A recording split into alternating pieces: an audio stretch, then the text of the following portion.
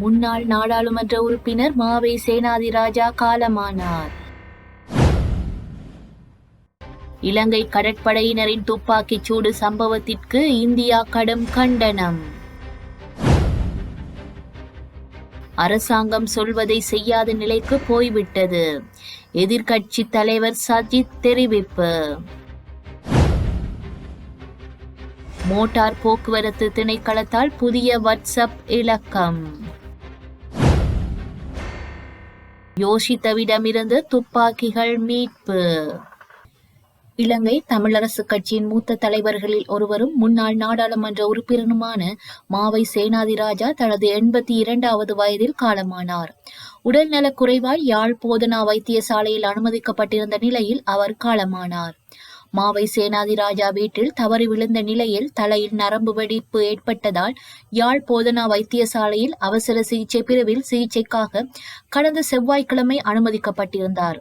அவருக்கு மூளையில் ஏற்பட்ட இரத்த கசிவு காரணமாக ஆபத்தான நிலையில் செயற்கை சுவாச உதவியுடன் சிகிச்சை அளிக்கப்பட்டிருந்தது.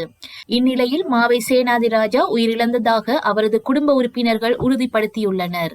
இதன்படி மாவை சேனாதிராஜாவின் உடலை குடும்பத்தவர்களின் அனுமதியுடன் நாடாளுமன்ற உறுப்பினர் ஸ்ரீதரன் பொறுப்பேற்றுள்ளதாக தெரிவிக்கப்படுகின்றது.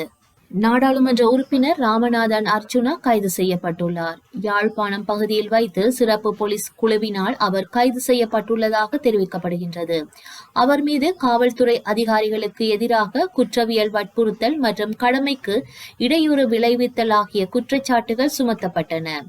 கைது செய்யப்பட்ட நாடாளுமன்ற உறுப்பினர் ராமநாதன் அர்ச்சுனா அனுராதபுரம் நீதவான் நீதிமன்றத்தில் ஆஜர்படுத்தப்பட உள்ளார். சந்தேகத்துக்குரிய நாடாளுமன்ற உறுப்பினர் ஜனவரி மாதம் 20ஆம் தேதியன்று இரவு அனுராதபுரத்தின் தலாவ பகுதியில் போக்குவரத்து பணியில் ஈடுபட்டிருந்த காவல்துறை அதிகாரிகளை குற்றவியல் பலத்தை பயன்படுத்தி தடுத்தமை காரணமாகவே கைதாகியுள்ளார். யாழ் ஊர்காவல்துறை கடலில் இந்திய கடற்தொழிலாளர்கள் குழுவை கைது செய்ய முயன்ற போது இலங்கை கடற்படையினர் நடத்திய துப்பாக்கிச் சூடு சம்பவத்திற்கு இந்தியா வெளியுறவு அமைச்சகம் தனது கடும் எதிர்ப்பை தெரிவித்துள்ளது.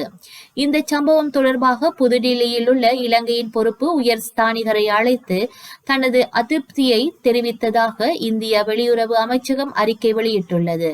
இந்த சம்பவம் தொடர்பாக புதுடெல்லியில் உள்ள இலங்கையின் பொறுப்பு உயர் ஸ்தானிகரை அழைத்து தனது அதிருப்தியை தெரிவித்ததாக இந்திய வெளியுறவு அமைச்சகம் அறிக்கை வெளியிட்டுள்ளது. நெடுந்தீவு அருகே 13 இந்திய கடற்தொழிலாளர்களை கைது செய்ய முயன்ற போது இலங்கை கடற்படையினர் துப்பாக்கிச் சூடு நடத்தியதாகவும் அதில் 2 இந்திய கடற்தொழிலாளர்கள் படுகாயமடைந்ததாகவும் மேலும் 3 கடற்தொழிலாளர்கள் சிறார்களாக இருந்ததாகவும் இந்திய வெளியுறவு அமைச்சகம் தனது அறிக்கையில் தெரிவித்துள்ளது. கடற்தொழிலாளர்கள் தொடர்பான பிரச்சினைகளை மனிதாபிமான முறையில் வாழ்வாதாரத்தில் கவனம் செலுத்தி தீர்க்க வேண்டியதன் அவசியத்தை இந்திய அரசாங்கம் எப்பொழுதும் வலியுறுத்தி வருகின்றது. மேலும் எந்த சூழ்நிலையும் பலத்தை பயன்படுத்துவது ஏற்றுக்கொள்ள முடியாதது. இது தொடர்பாக இரு அரசாங்கங்களும் இடையிலான புரிதல் உன்னிப்பாக கண்காணிக்கப்பட வேண்டும் என இந்திய வெளியுறவு அமைச்சகத்தின் அதிகாரப்பூர்வ செய்தி தொடர்பாளர் ரந்தீர் ஜெய்ஸ்வால் வெளியிட்டுள்ள அறிக்கையில் தெரிவிக்கப்பட்டுள்ளது. தற்போது மக்கள் எதிர்பார்க்கும் சேவைகள் நிறைவேற்றப்படவில்லை என்றும் பொதுமக்களுக்கு அளித்த வாக்குறுதிகள் நிறைவேற்றப்படவில்லை என்றும் அவர்கள் சொல்வதை செய்யாத நிலையை அடைந்து விட்டதாகவும் கம்பஹா திவுலப்புட்டியவில் நடைபெற்ற பொதுக்கூட்டத்தில் எதிர்க்கட்சி தலைவர் தெரிவித்துள்ளார். இந்நிகழ்வில் கட்சி உறுப்பினர் எட்வர்ட் குணசேகரன் தலைமையில் தாங்கினார். எதிர்க்கட்சி தலைவர் தமது கருத்தில் பொதுமக்களின் போராட்டத்தில் மின்சார கட்டணம் 20% குறைந்துள்ளது.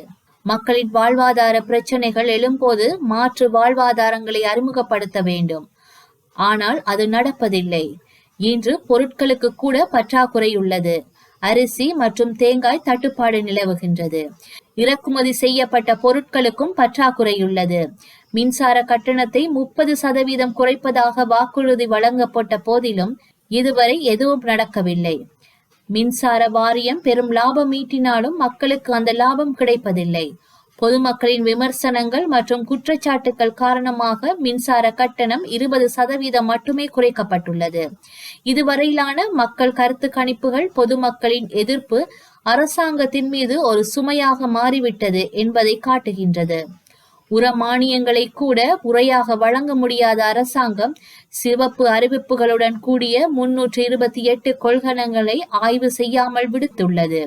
ஒவ்வொரு அரசாங்கமும் முதியோர் சமூகத்திற்கு வழங்கிய வட்டி விகிதம் இன்று 7 முதல் 8% குறைக்கப்பட்டுள்ளது.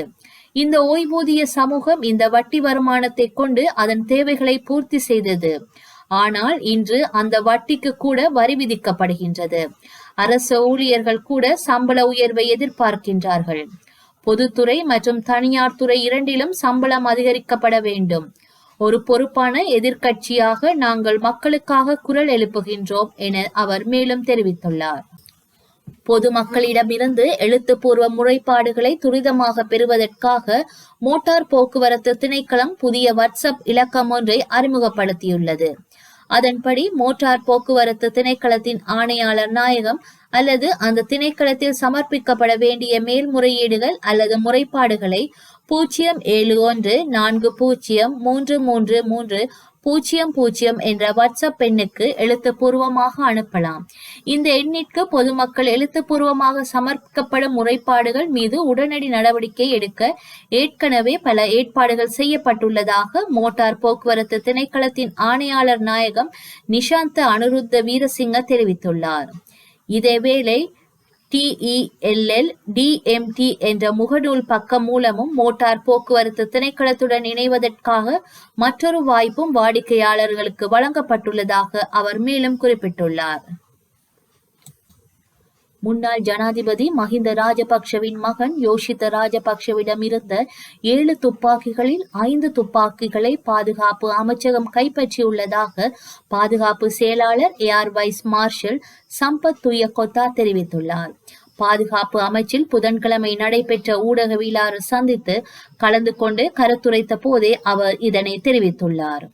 மேலும் கருத்து தெரிவித்த பாதுகாப்பு செயலாளர், தனிநபர்களின் தனிப்பட்ட பாதுகாப்பிற்காக பாதுகாப்பு அமைச்சினால் வழங்கப்படும் துப்பாக்கிகளில் இருந்து 182 துப்பாக்கிகள் மட்டுமே மீளப்பெறப்பட்டு உள்ளதாக தெரிவித்துள்ளார்.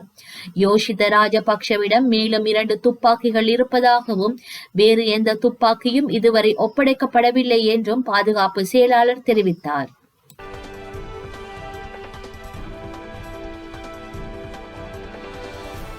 YR4 என்று பெயரிடப்பட்ட சிறுகோள் 2032 பூமியை தாக்கும் அபாயம் குறித்து விஞ்ஞானிகள் கணித்துள்ளனர்.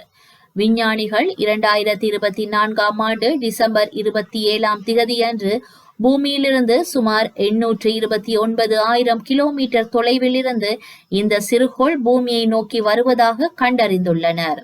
இந்த சிறுகோள் தற்போது பூமியிலிருந்து 27 மில்லியன் மைல்கள் தொலைவில் சூரிய குடும்பத்தை சுற்றி நகர்ந்து கொண்டிருக்கின்றது.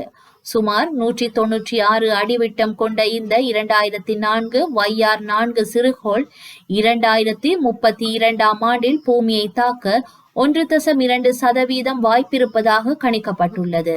2028 இந்த சிறுகோள் பூமிக்கு மிக அருகில் வரும் என்றும் விஞ்ஞானிகள் கருதுகின்றனர்.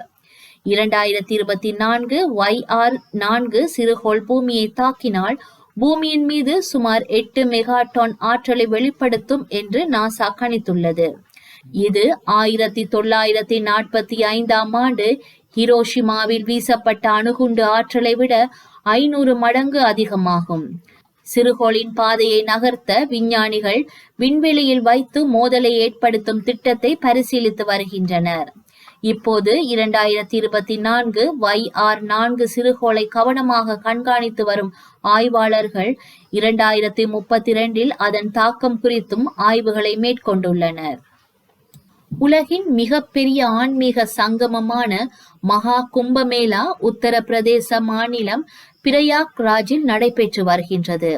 கடந்த 14 துவங்கிய கும்பமேளா அடுத்த மாதம் 26 வரை 45 நாட்கள் நடைபெற உள்ளது. கும்பமேளா நிகழ்ச்சியில் நேற்று கூட்ட நெரிசல் ஏற்பட்டது. அமாவாசை தினமான நேற்று அதிகாலை திருவேணி சங்கமத்தில் புனித நீராட லட்சக்கணக்கான மக்கள் திரண்டனர்.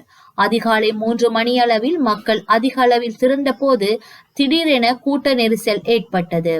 கூட்ட நெரிசலில் சிலருக்கு மூச்சு திணறல் ஏற்பட்டது. மேலும் சிலர் கீழே விழுந்தனர். கீழே விழுந்தவர்கள் மீது மற்றவர்களும் விழுந்துள்ளனர். இந்த சம்பவத்தில் பலர் மயங்கியுள்ளனர். கூட்ட நெரிசலில் சிக்கி 10க்கும் அதிகமானோர் உயிரிழந்துள்ளதாக முதலில் தகவல்கள் வெளியானது. தகவல் அறிந்து விரைந்து வந்த போலீசார் அனைவரையும் மீட்டு அருகிலுள்ள மருத்துவமனையில் அனுமதித்தனர். இந்நிலையில் கும்பமேளாவில் ஏற்பட்ட கூட்ட நெரிசலில் சிக்கி 30 பேர் வரை பலியாகியுள்ளதாக தற்போது தகவல்கள் வெளியாகியுள்ளன. வரலாற்றில் இன்று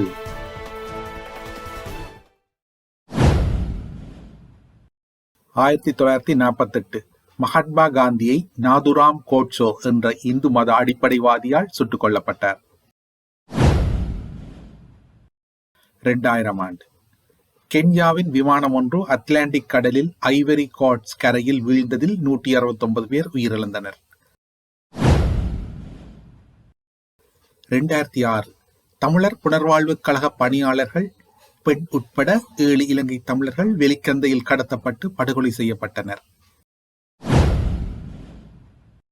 2013 தென்கொரியா நாரோ 1 என்ற தனது முதலாவது விண்கலத்தினை விண்வெளிக்கு ஏவியது. செய்திகளை உடனுக்குடன் தெரிந்து கொள்ள உடனே சப்ஸ்கிரைப் செய்து பெல் பட்டனை கிளிக் பண்ணவும். மேலதிக செய்திகளை தமிழ் தாய் இணையதளத்தில் பார்வையிடலாம்.